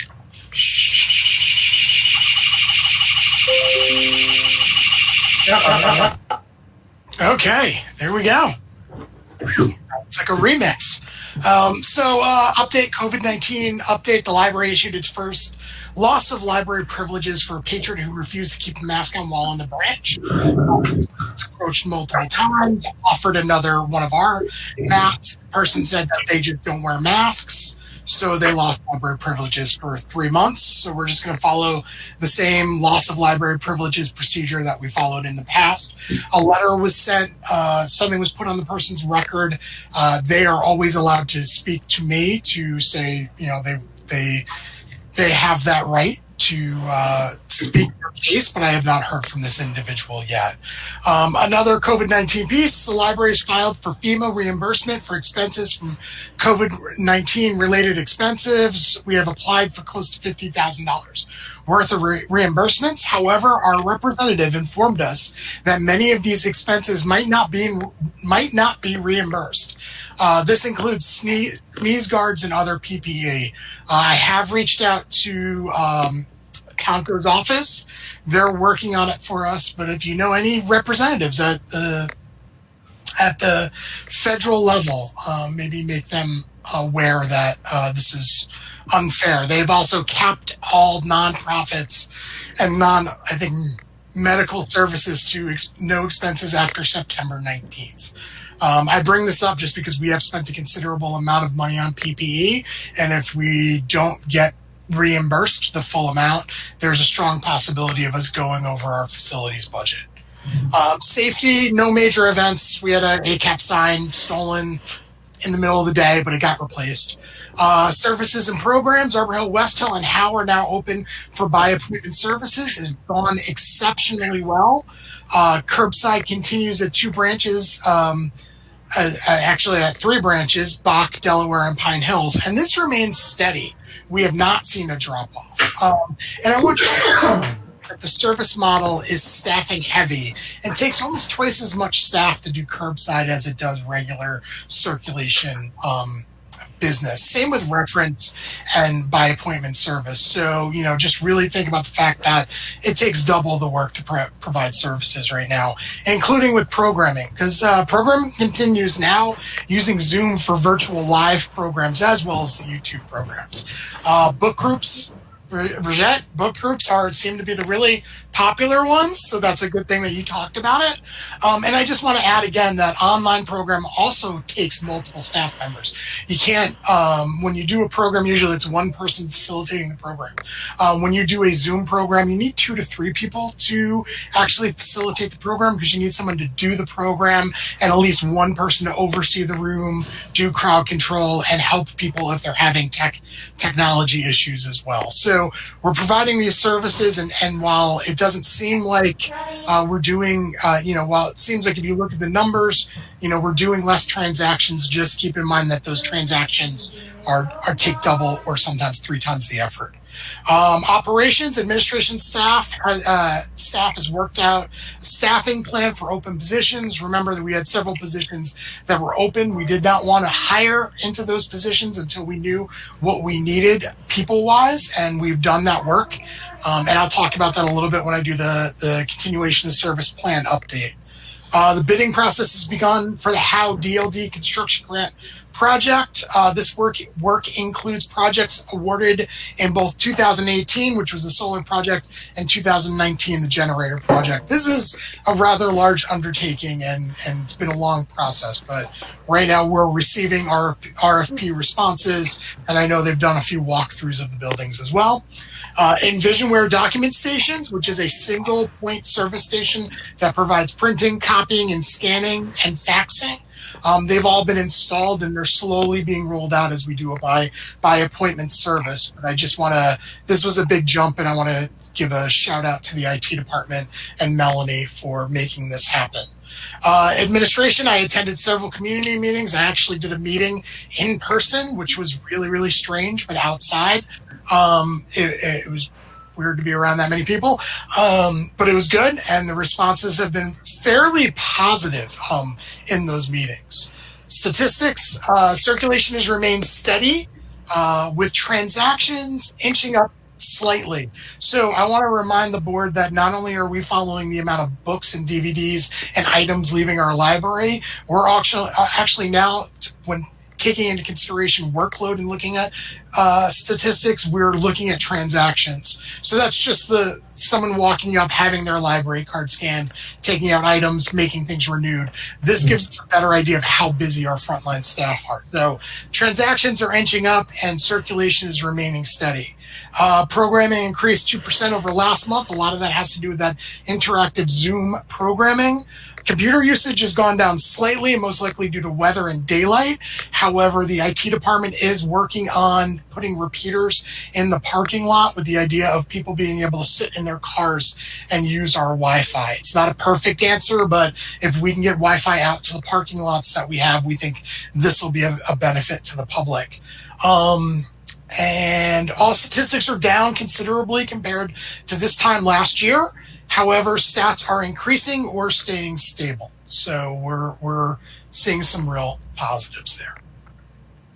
And I'll leave the floor open to questions,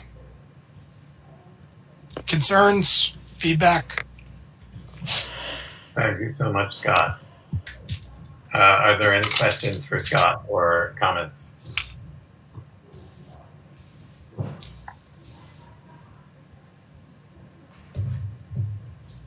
I have a question. Yes, Karen. Can you? So I 100% know how much more effort and people it takes to do virtual meetings. It really does take more humans, and it is not intuitive. I would like to know more about the needing more staff for in person. Just because I just want to understand why that is. So remember, we have redundancy scheduling, so our staff is now at 50%. So if someone, we're running lean, I mean, basically by appointment service means that you have a lot more. So I think I just answered your question incorrectly, so I'm sorry. The in-person service takes more people because you need someone at the door to be a greeter. You need people who are making appointments, answering phone calls. And actually what we're learning is the reference by appointment services are much more reference intensive. Our staff are actually enjoying it because you're doing a little bit more traditional library work.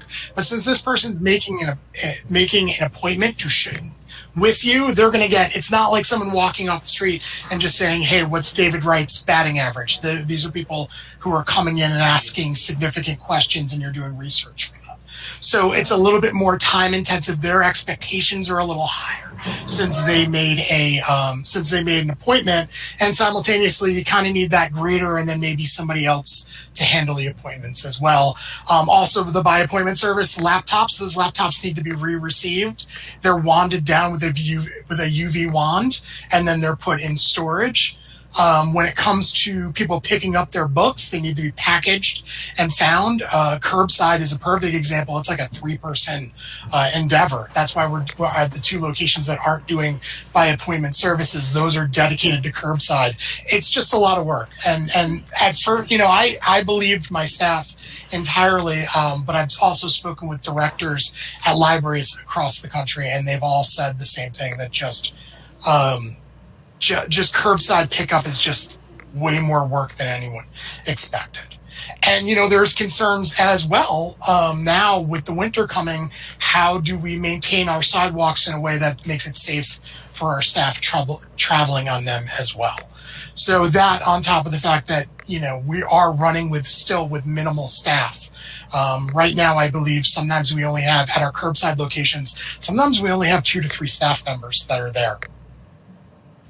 So it's, again, people are doing more, they're moving around more, there's more steps to the process. And then when it comes to actually interacting with the patrons, the expectations are understandably higher, and it's a little bit more interaction than we're used to in the past. I mean, we're making copies for people, we're faxing and scanning things for people, where in the past, sometimes we may not have done that work. Thank you. I appreciate that. Any other questions or comments for Scott about the report or the stats that you've had a chance to look at?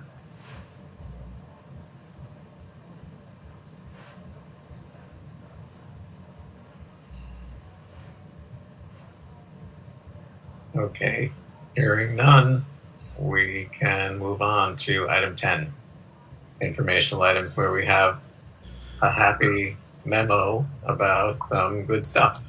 Some good stuff, some not so good stuff. This memo is created after the report is done. Remember, we get our report done. Actually, I write the report typically on Monday, and then Becky and Stephanie translate my gobbledygook into English. So I do this as kind of a follow-up, making sure that you all are informed up to the minute on things. So one is we did get an award. We're a co-winner for the UHLS Adult Program of the Year. That was for Rakim's Sweat the Technique meet and greet, which was one of the best MCs ever, came to our best branch ever, and did a meet and greet. It was very popular, and we got an award for it, which is pretty awesome. Big shout out to Tor, our branch manager, Rebecca Lubin, the head of branches, also Stephanie, Melanie and her staff, everybody. I mean, this was hundreds of people in our building. And also the board, some shout outs to the board members as well, who mitigated some unhappy patrons because they were nervous that they weren't going to get to meet Rakim. Also, shout out to Ozzy, who was our CEC. It was his program with Tor, getting kids to kind of make their own songs, which is what made this program coming to this branch attractive to Rakim. So all really awesome stuff. Another piece of good news is we have been awarded the 2020 construction grant at about 69% coverage of the project, not the 75 or the 90% that we are eligible for, but it is what it is. So the final number was $91,910. This is for an HVAC upgrade at Pine Hills, which has already has been started, and also to create some additional office space for the staff at our second largest branch. And then another thing which I just wanted to kind of get in the collective conscious of the board is we are thinking of asking the board to switch from Google Meetings to using Zoom. Zoom made huge improvements over the last 6 months, both in terms of security and options. So we do feel now comfortable moving to that product. We understand that the public are much more comfortable with that product.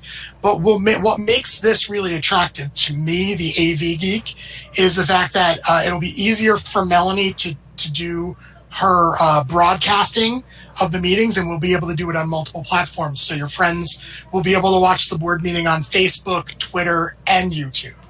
So this really gets our meetings out there. So by next month, we're going to put together a document to kind of explain the steps, and then we will go from there. And then another piece of good news, actually, this was all good news.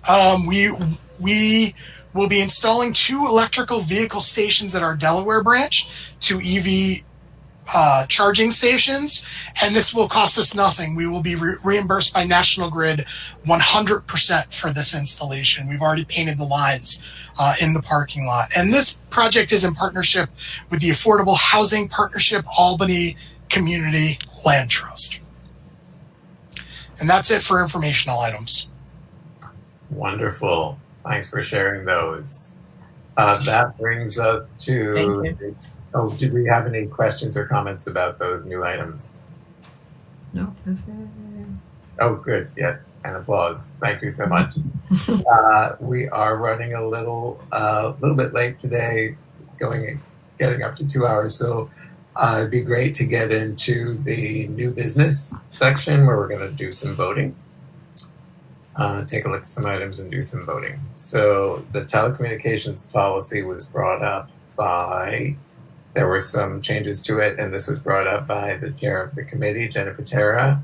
The committee has moved on this, so we would need a second.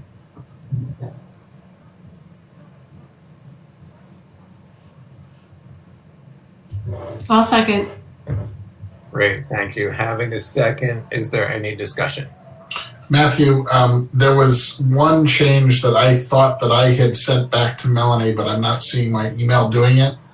Mel, the last two sentences of the purpose that both start with telecommuting and telecommuting, I thought we were going to move those down to right after the first paragraph under eligibility. And I made the change, and I just think I never emailed it back to you. Okay. So do you suggest, now that we know those changes, that we do continue to vote on this? Yeah, as long as everybody understands, we had discussed this change at the committee. It's if whoever's controlling the screen, if you go to the first page, the two sentences in the first purpose paragraph, this first one that starts with telecommuting may be appropriate, and then telecommuting is not an entitlement. We had discussed at the committee of moving those two sentences down to after the first paragraph in eligibility. So between the first paragraph and the paragraph that starts before entering into. Yeah, those two sentences, right? So understanding those changes that are also going to be made to this document, is there any other discussion? Thank you for pointing that out, Rob. It's my fault. I thought I sent the email back to Mel beforehand, and I guess I didn't. Any further discussion before we vote? Alrighty. Hearing none. So we take a vote on this. Rebecca, are you ready? Okay, I see mine up here on the tool. Please note that it says motion, first motion by Matthew Finn. That is simply because board docs cannot make the motion by the committee. It will be reflected in the minutes to show that the Policy and Governance Committee has made the motion, seconded by Karen Strong. Oh, thank you for clarifying that.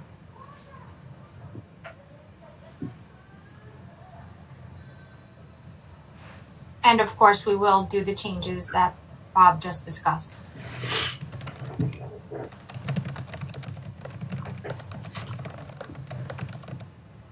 Arlene, please voice your vote.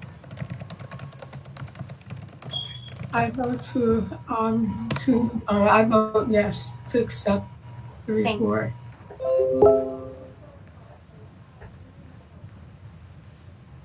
Thank you. And the battery beep. Yeah, thank you. So is everybody registered to vote?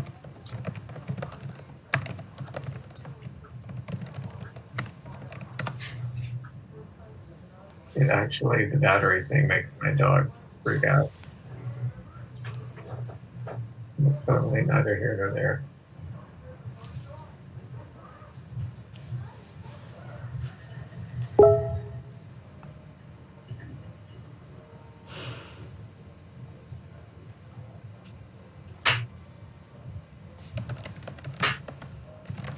Did you see that the motion had passed? I don't have it on my screen. Does anybody see it? It was, yep, unanimous. Oh, great. The motion is passed unanimously. Wonderful. So we're going to move to the next vote. My screen seems to be frozen. I'm still looking at the policy. I'm going to go back to a different version of the agenda. So we're going to take a look at the Opelka Gallery agreement. Here we go. So has everybody had a chance to look? Oh, thank you for the telecommuting policy. My screen unfroze. We have unanimous. Motion passes. Carries. So the Opelka Gallery, did everybody have a chance to look at what's going on there?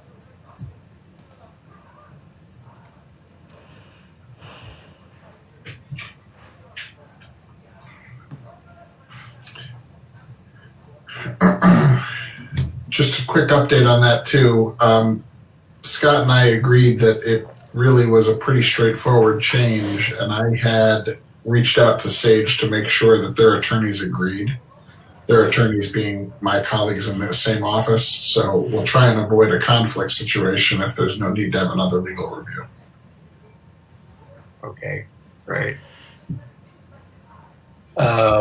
So could you just refresh the board's memory on what they're going to be voting on? Just auditorily. The motion is to accept the changes to the curatorial agreement between the Albany Public Library, the Opelka Gallery, and the Albany Public Library Foundation, now known as the Friends and Foundation of Albany Public Library. Great. And this is for the annual exhibit. So maybe you mean there's some history? People who aren't familiar with the program, is that what you're asking, Matthew? Yeah, just so people who are joining, if they haven't had a chance to really review it. Is everybody okay? Everybody reviewed it? Because I'm going to ask for a motion. All right. Now, if you want, I can just kind of gloss over what we're doing, changing, and why, which is in the middle, but I don't have a problem explaining it verbally as well. Yeah, I just want to make sure because some people do like to hear it just real brief. Like, So, we can't. What I'm suggesting is you just say hey, there is a art show that has been done by Alpaca Gallery, hosted at the Albany Public Library and paid for and sponsored by the Friends and Foundation of the Albany Public Library. This has been an in-person show, and obviously there's some changes due to the pandemic. I just wanted that little bit for folks that weren't aware or were watching. That was great. I wasn't sure how to put it, and you did it beautifully. Okay, so do we have a motion to approve? And then Scott was just going to go over the changes, which I think is helpful. I thought you were just kind of like pressured into doing that by me. But please. No, that's fine. So what's going on is we can't do the art show inside of Pine Hills this year, but we want to continue it. So what's going to happen is it won't be at Pine Hills. It's going to be at our Bach and Arbor Hill branch. The reason why we selected those locations, you'll understand if I explain how the art is going to be shown. So you know it's going to be at Bach and Arbor Hill. And the art is actually going to be displayed in the large windows. The same architect did both buildings. That architect really, really liked natural light. And so we have these large windows. So we're going to actually display the art in the windows.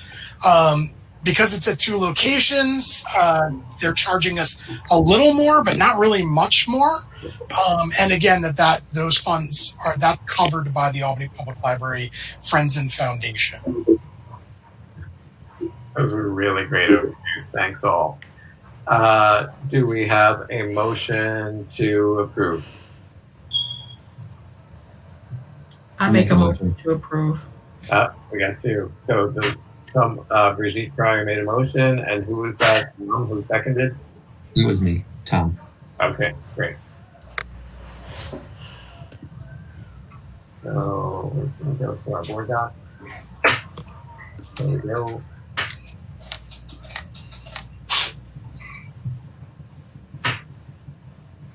Arlene Way, would you please voice your vote? I'm sorry, guys. I forgot to ask for a discussion. That's like one of my big foibles. But I vote yes. Thank you. I apologize. I didn't get a text from her. Sorry, she might have if I hadn't caught that. Okay, thanks. Is Jenna still with us? Sorry, yes, doing it.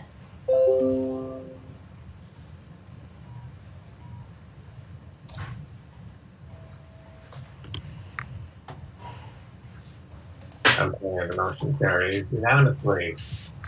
Thank you so much. So we'll go on to the last vote in the new business.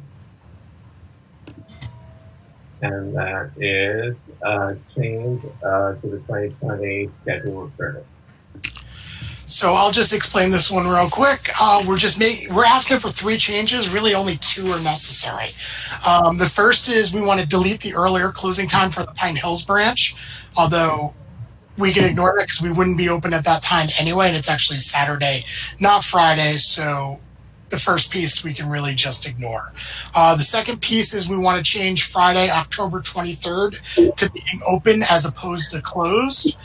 This date was set aside for a staff training day due to the pandemic restrictions. The staff has been able to do a significant amount of training online over the last 6 months. Therefore, we do not feel this dedicated training day is necessary, and the administration is requesting to be open on October 23rd to provide whatever services each location can provide as outlined by the continuation of service plan. And then the third change, or the second change, we would like to cease library operations at each location that is being used as a polling place Tuesday, November 3rd. These locations are Bach, Delaware, and Pine Hills. We took similar action during the June primaries. Arbor Hill, West Hill, and Howell will remain curbside pickup and in-building services by appointment. So this would only impact our curbside, our curbside locations. The reason why we'd like to do this is just not to have a ton of people in the building all at the same time. Okay, thanks for that review. Very helpful. And I'd like to get a motion to approve. I'll make a motion to approve that. Thank you, Sarah. Do we have a second? I second. Second. Sarah Shearer made the motion. Arlene Way seconds. Any discussion? I did it. Good job, Matthew.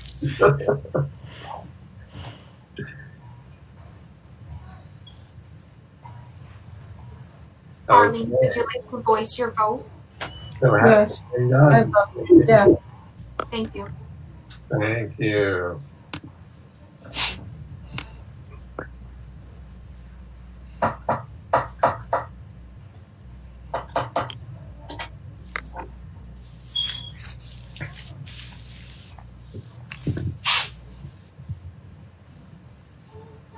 And the motion carries unanimously. Thank you. Plan updated. And now we're going to have an overview. So a quick overview of the cost plan. I know we're running, we're almost in 2 hours now. So I don't know how quick they want this to go, but I'm guessing. I'll do my best to make it go as quickly as possible, Matthew. So just some changes to the continuation of service plan itself. We updated the continuation of service plan for specific rules for patrons and visitors. That'll be on page 6, so they're treated a little differently than staff. In phase 2A, we changed it so that operations staff will be taken off redundancy scheduling. The reason why this is possible is you don't have to have them all in the same building at the same time, so one person getting sick doesn't take out the entire department. This makes Melanie really happy, and other staff very happy. Simultaneously, administrative staff will still be allowed to stay home for 1 week and work 1 week, but there will be permitted days on their off week to come in as long as it's noted in when to work for contact tracing purposes. The reason why we're comfortable doing this is these are all people who are on the 3rd floor, have their own offices, and have been very good about not really breaking social distancing rules. So those are what we've changed to the COSP itself. And then status of phase 2A, which is the status which is the phase we're currently in.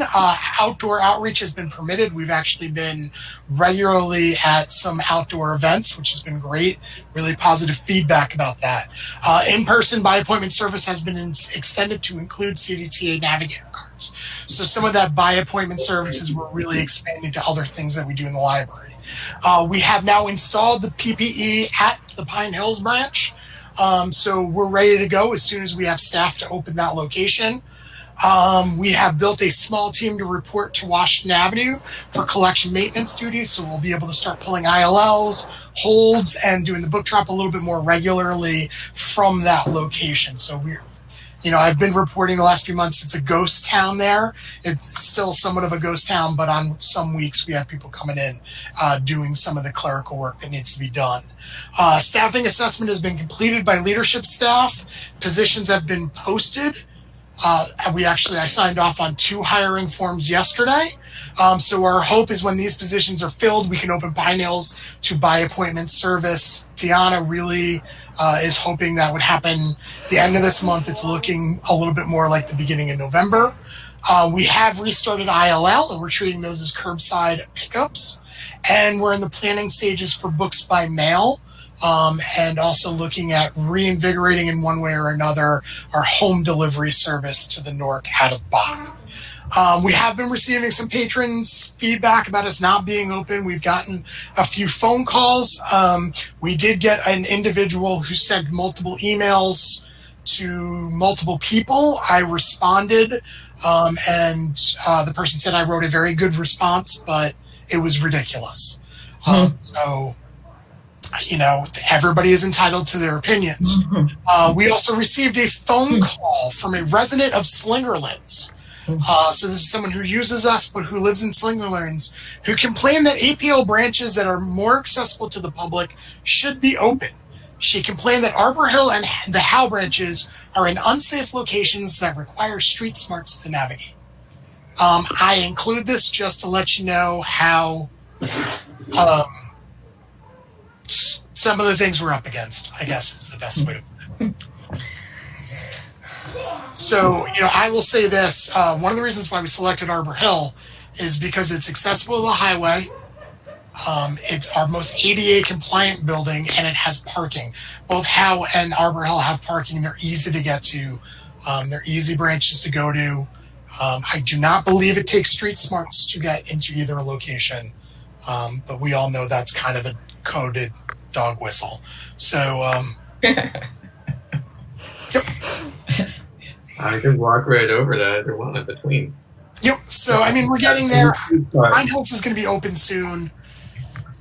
And we're already planning, for in-person programming in the spring, outside if necessary. And we are discussing how we can get the buildings open so that there can be browsing. And, looking at the infection rate and the positive rate, we're in a pretty good spot. So if trends continue, I know it's doom and gloom on the news, but if you actually look at the stats and the data, it's not as doom and gloomy. So I'm fairly positive that we're going to get closer to normal as the months go on. And we're planning to do it. Worst case scenario is we already know what to do when things aren't great. So right now we're planning for how do we do things when they're better. Well, thank you, Scott, for updating the continuation of service plan, I should say, for people watching. That's what the COSP is. Does anybody have any comments or questions they would like to pose to Scott?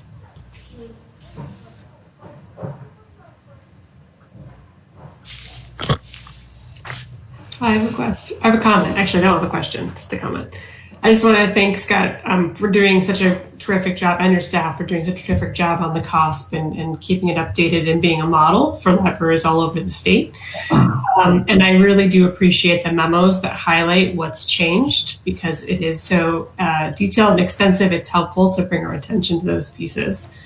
So thank you very much. I'll also note that the email was also, that email that was sent to the mayor, board president, assistant director, was sent to the whole board. So we all got that. And if people are, I've been hearing more and more people concerned about library service, just saying, in casual conversation or on social media. And when that happens, I am encouraging folks to actually make a comment to the board or email the board or the staff, because we want to hear that feedback and we want to hear what people's concerns are. So I'll just add that I do that.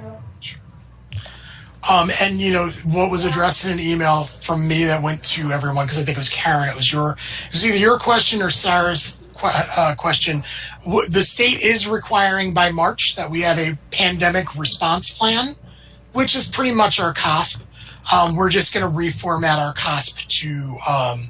We're either going to add an addendum to answer those questions and then just keep it within our COSP, or rename the COSP the PRP. At this point, it's like whatever they need to do. This doesn't need to be done till March. It does need to, by the law, it does need to be reviewed by our union. But we think we'll have something done maybe by the end of this month. We'll have Bob review it, and then we'll bring it to the union to make sure they're comfortable with it. So we're far ahead of what the state's asking for. I think the March deadline's a little ridiculous because that's a little late in the game. And we've been asked to do ours quickly because, as one library director said, it's way easier if you guys do the work and then we copy it. Following up on Karen's comment, I am hearing a lot of agitating for further reopening. I think it is wonderful that we got Howe and Arbor Hill open. And I love to hear that that is going fairly well. And I do not think you need street smarts, especially on Henry Johnson Boulevard. Very busy, accessible street. But it would be lovely to see something like Pine Hills that's further west open, just geographically to cover the city better. Yeah, that's the plan. And again, that's and a little bit my fault because I was so hesitant to hire people with us not knowing what our fiscal outlook looked like. But you know, Deanna and Mary and Rebecca, the heads of branches, we sat down, we crunched the numbers. You know, the other thing I want to point out is where we have made the biggest mistakes in budgeting is within staffing. So I did task human resources and the budget, you know, the business office and the heads of branches to reconsider the way we staff, what resources we draw from to create positions a little differently. So that also took a little bit of time as well. But again, we're using this opportunity to do things better internally. So Pine Hills, like I said, we're almost there. I was in the building the other day. Everything's installed. A couple more. All we have to do is have a couple more people interview, and that branch should be ready to go. And I don't think we're too far from phase 2B, where we're going to be letting people into the building without appointments. But we will still probably be asking for some services to stay by appointment, just to control the expectations of the public. Thanks so much for that, Scott. Any other comments or questions for Scott on this continuation of service plan?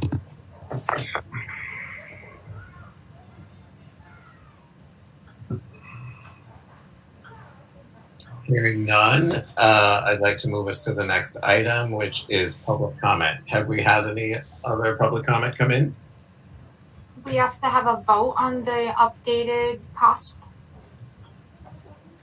Oh, are we voting on that? I'm sorry. Yeah, we have this conversation every board meeting. I ask that the board does a vote accepting the changes to the continuation of service. I'm sorry. That's my bad for keeping It's okay. All right, so let's take a vote. Thank you, Rebecca and Scott, for reminding me of that. Do we have we have a cat knocking a glass of water down. Do we have a motion from the floor? I'll move. And we have a second. It's moved by Karen Strong, seconded by Jennifer Sarah. Any discussion? I'm going to give it a minute, Rebecca, before we vote, just for discussion.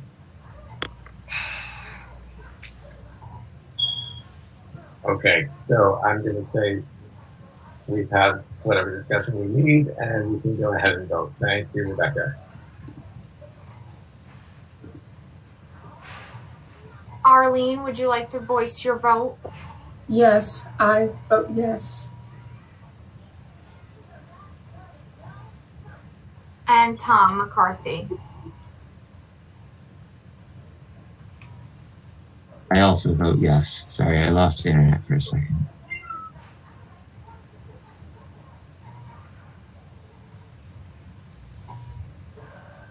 And the updated COSP, Continuation Service Plan, carries unanimously. Thank you so much, folks. I'll try to remember that next time we talk about it, or update it rather. And we can move on to the next item, which is public comment. Has any public comment come in during the meeting? I have not received any public comment. All right, and you would know. So Rebecca sees no public comment. There's no executive session for the next item that I'm aware of.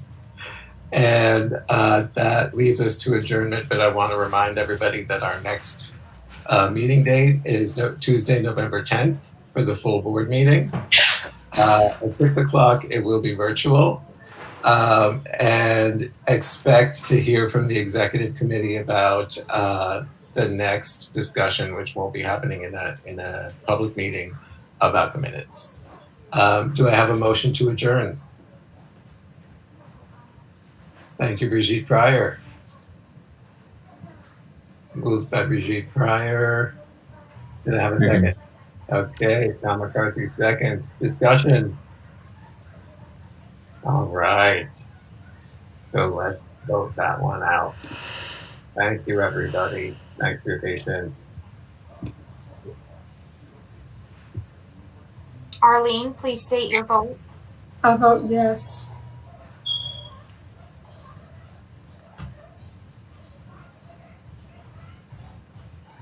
All right, and the motion to adjourn carries. Thank you so much, everybody. Thank you. See you on the 10th, but you'll be hearing from us before that. You're going to send a link. Bye.